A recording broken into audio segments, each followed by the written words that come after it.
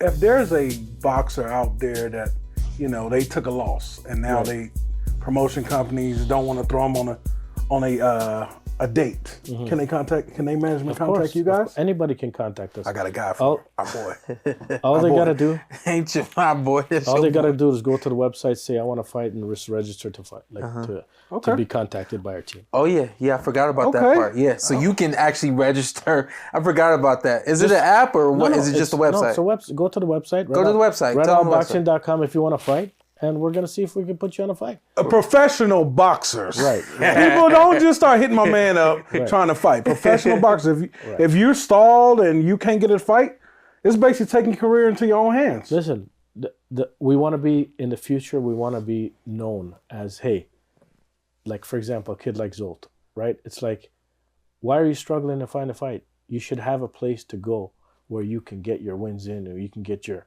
career going. Okay, and that's what we want to be. We want to be that platform for the 5 to 20 wins. Okay, when we're talking about boxing, most of the time everybody wants to talk about like Ryan Garcias of the world and the Tanks and the Shakur Stevensons. And you know what? That's great. Those guys are fantastic, and they deserve all the accolades that they get because they're great fighters. But that model, the Al Heyman and the De La Hoyas of the world, that model, that 1% model, it's like a concert up there. You know, it's Protect that O. Right. No, but it's not only that. It's like when you go to the stadium, right? It's like, hey, Tank versus Ryan, one night only. Okay, let's go. Like this is it. You know, and it's like, okay, we're not trying to compete with that. You know, that's not what we're interested in doing. We want to be the platform to take these kids so that they can reach that stage, right? Yeah. So that they can make it there one day, right? And that middle world of like regional promotions, I talked to you a little bit about it. It's like, you know, that business model is broken, Shawn. Like, you know, it needs to be rethought out. It needs to be reevaluated. Like it doesn't make sense. A lot of people that I know very well have been putting on boxing shows. They put it on because they love it. They don't put it on because it makes money. Like, it's like, you know, they're taking L's trying to give these kids opportunities, right? So it's just a matter of like, okay, what's a better way? Like, can we find a better way to do it? I don't take L's, and that's why I brought him onto the show. I'm like, I want everybody. What if I can do anything to make sure people are watching me and listening to me do what I love to do? I'm gonna make sure that I do it, and that's why I brought you in today to talk about the next boxing event. Before we get to the next boxing event, I want, while everybody's gonna go to that website, maybe if they got somebody who needs a fight or something like that, tell everybody so that they're aware and ready how you match these guys up. You said, hey, you get matched up against, so you get matched up against. Yeah, I mean, you know, sometimes there's guys out there that they'll say, you know, I got to talk to my team to see if this opponent is approved and this opponent's approved. And your dad's going to say, no, we don't want to fight this guy. Your coach is going to say, we don't. You know what? Here's the thing. You don't get to pick your opponent at Red Out Boxing. Yeah. We do. Yeah. Okay? We're going to match you up. We're going to put you in a tough fight. You're going to have to earn your keep. Yeah. And this is for the fans. Again, this platform is for the fans, okay? We don't want to see lopsided fights. We want to see competitive fights. We want to see, you know, as far as I'm concerned, steels sharpen steel, okay? You're not getting any better by fighting a guy that you know you shouldn't be fighting, okay? Exactly. You're not getting any better. So this is a sport. It's about competitiveness, okay? It's like, look at any other sport, okay? Two things. The best are playing the best. And number two, the top prospects in any other sport are not sitting on the bench waiting to get fights. Like, I mean, or waiting to play or whatever. It's like, why is that happening in boxing, right? It's like a lot of these promotions. Sometimes Curry get LeBron, sometimes LeBron get Curry. Right, of course. But I'm just saying, like, a lot of these promotions, right, they'll sign all these great prospects and kids, and it's like, okay, when's your next fight? What are you going to do with them? Yeah, what are you going to do with them? What are you going to do with them? So I'm saying, hey, let's be the platform where you can fight them. Yeah. Okay, bro, I got a question. So how long do I know who I'm fighting? How long out? Do I know that night of who I'm fighting? Or No. Oh, okay. No. The matchmaking is on point. Lamont. Okay. I'm going to shout out Lamont Sullivan, the great matchmaker. Okay. 4 Chance Promotions out of Indiana. And Damon's doing a great job as well. So these guys will match you up, and you're going to get enough time, like 4 or 5 weeks. Okay. You know, more than that, because more than that. The one that I was down there, these kids. The April card is almost matched up. There you go. So I mean, like, we're working, man. And I'm just saying, like, you know, it's like, you know, you guys shouldn't be afraid to lose because guess what? We're trying to change that business model. Yeah. Right? So it's like, hopefully if we're successful at what we're doing, okay, if you take a loss, it shouldn't matter for your career. You could still be good. Still be great. And, you know, I'm sure you guys have heard this plenty of times from me, but I always say it's not that you lost, it's how you lost. Right. You know what I mean? And I think a lot of fighters are just so worried. Yes. And also it's what you come into. When I came into the game, I didn't understand fighting. I just, on my record, I might have a guy that was like 10-31 or something like that I fought.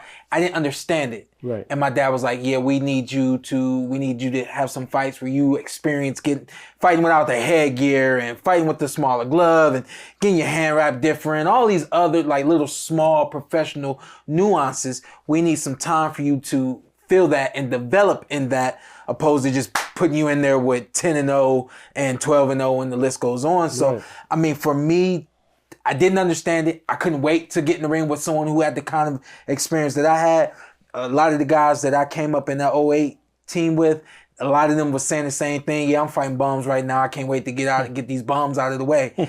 We don't really want it, but it was kind of like what was given to us and how we were told it was supposed to be, you know? But I think that it comes with the maturity. I think this model right here, these guys, you gotta grow up. You gotta understand that you're a professional now, right? And you can't play games anymore. Right. You know, like a lot of us play games until it gets real. You know. Well, that's another great point, which is like, do you want to learn the truth when you're like, you know, at Madison Square Gardens, or would you like to learn what you're really all about way before that? Right. Yeah. So, I don't know. Like to me, it's like the best need to fight the best.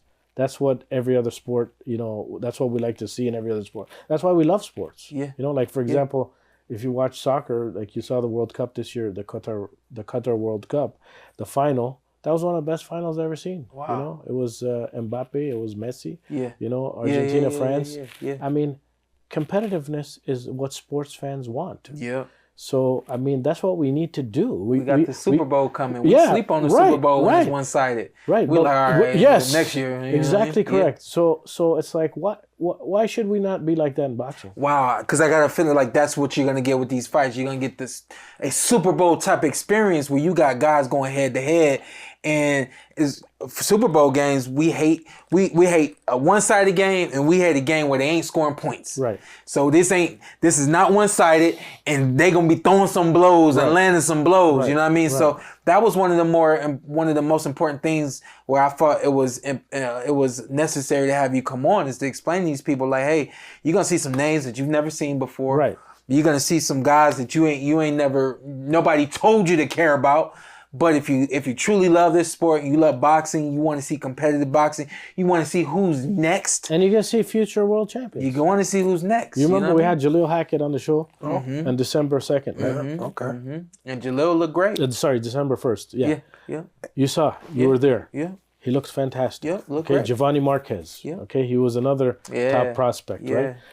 My buddies at OTE, okay, they were there, Brandon and Britton. Yeah, Britton. And they, you know, they like Giovanni as well. They're going to be doing a show at our facility as well, the Overtime guys, right? So, you know, there's a lot of synergy between what we're doing and what they're doing, and we've had a lot of conversations with them. Very good. And it's like they understand it. You know, they understand what we're trying to do. Yeah. And there's a whole world of like really talented fighters, right?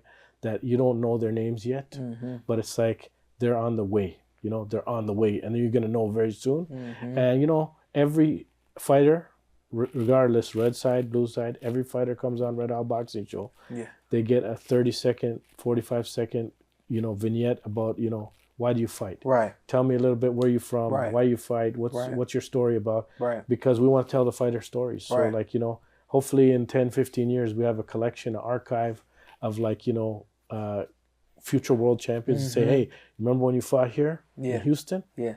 That's dope, man. And one thing I like about the Red Owl is if you've never been to a boxing match and you're around the Texas, Houston area, it's nothing like that energy. And when you're in a smaller, confined space, it's nothing like the energy of a boxing night, man. Yeah. And what my man do, he's putting up great 50-50 fights. Yes. It's not just, oh, I'm bored, I'm going to go get some candy. No, No. better sit your ass down No. or you're going to miss something. Well, I think you compete against, taking your wife out to dinner. You compete against like going to movies. You compete against going to sports bar with your friends. Yeah. A fight night. Go, take your wife out and just have a good time. Yeah. There's nothing more exciting than that. Like it's so much fun. I didn't start going to fights until maybe like I started making a little bit of money. In 2015, 2014 was like the first time I started. You've been getting money for a long time. Right.